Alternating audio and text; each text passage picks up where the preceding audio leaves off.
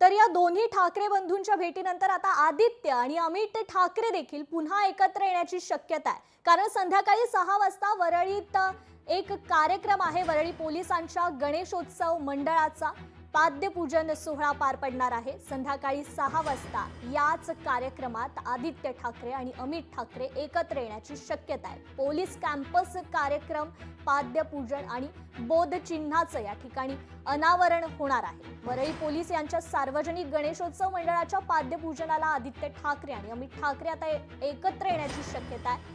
एकीकडे सकाळी ठाकरे बंधू एकत्र आल्याचं आपल्याला पाहायला मिळालं, तर संध्याकाळी हे ज्युनियर ठाकरे एकत्र येण्याची शक्यता आता निर्माण झाली।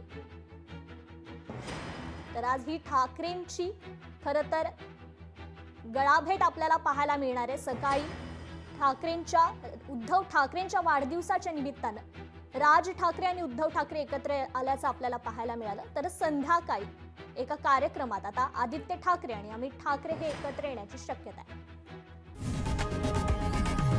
लोकशाही मराठी ऐका, पहा, जागरूक रहा।